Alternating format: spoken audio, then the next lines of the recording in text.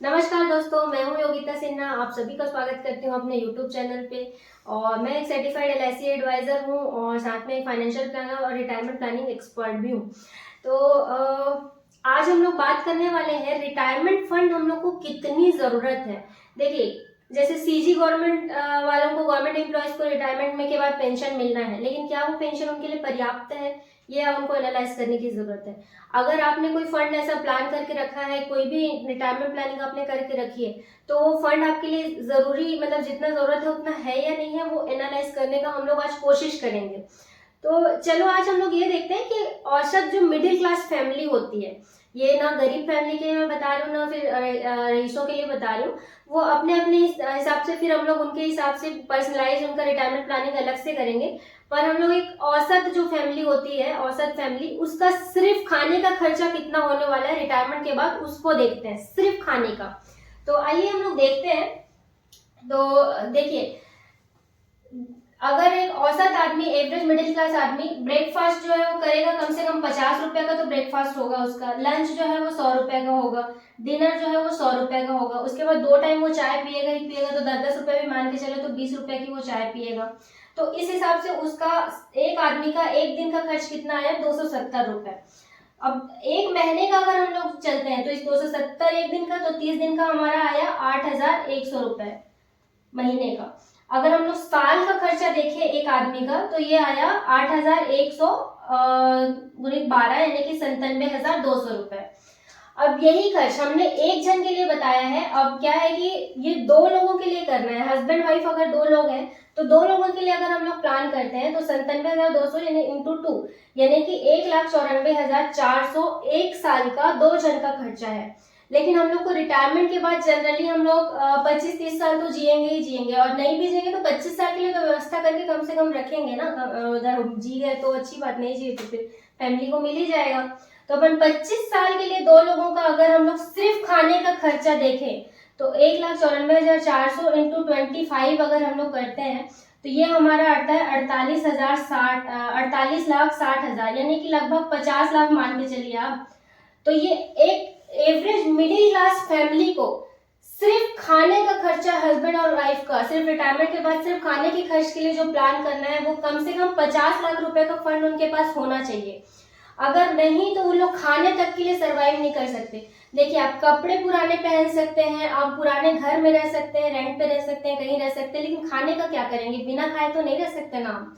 तो इसके लिए सबसे पहले तो ये समझिए कि 50 लाख रुपए तो आपका सिर्फ बेसिक खाने का खर्चा है।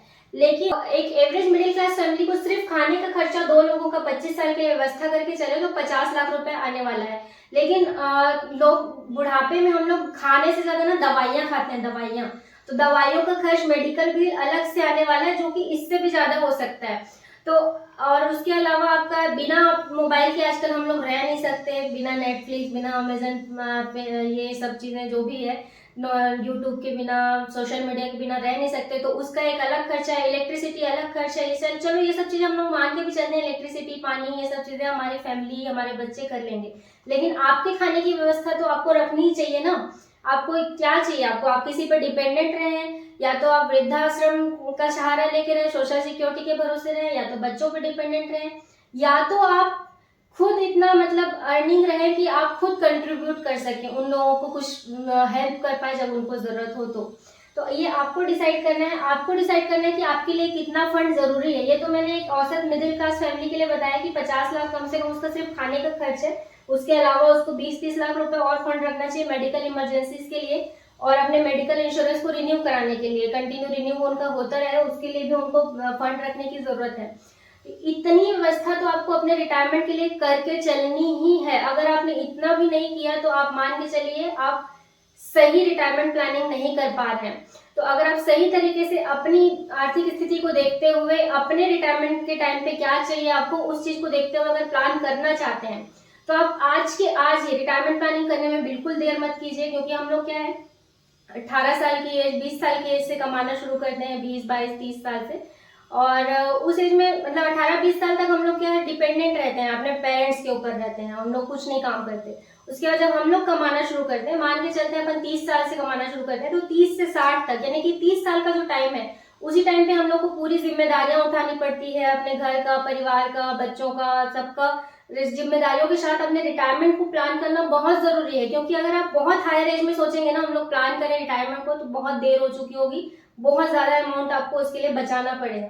तो आज के आज ही, बिल्कुल देर मत कीजिए, आज के आज तुरंत अपने LIC एडवाइजर को कॉल करके रिटायरमेंट प्लानिंग की पूरी अपनी रिक्वायरमेंट को जानिए कि कितना मुझे जरूरी है। और इतना अगर आप एक साथ नहीं कर सकते हैं तो आप स्टेप अप प्लानिंग में चलिए। स्टेप अप प्लानिंग क्या होता है ये भी आप उनसे समझ सकते हैं।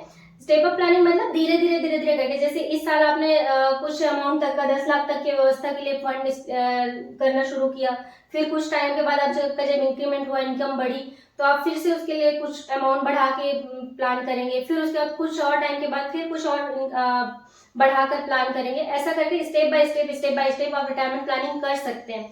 तो आप तुरंत अपने LIC एडवाइजर से कांटेक्ट कीजिए। अगर आपके पास कोई LIC एडवाइजर नहीं है तो आप नीचे दिए गए नंबर पर अपना नाम, शहर का नाम और अपना मोबाइल नंबर लिखकर हमें व्हाट्सएप कर सकते हैं। हमारी टीम आपसे जल्द से जल्द कांटेक्ट करके आपको रिटायरमेंट फंड की पूरी जानकारी देगी। और इसी के साथ इस वीडियो को बहुत ज़्यादा शेयर करिए ताकि लोग, ज़्यादा से ज़्यादा लोग रिटायरमेंट प्लानिंग के बारे में अवेयर हो सकें, क्योंकि ये बहुत ज़रूरी प्लानिंग है लाइफ की। तो इसके लिए आप ज़्यादा से ज़्यादा शेयर कीजिए, लाइक कीजिए वीडियो को और सब्सक्राइब करके बेल आइकॉन को दबा दीजिए ताकि आपको आने वाले टाइम पे ऐसी नई नई जानकारियाँ मिलते रहे। धन्यवाद।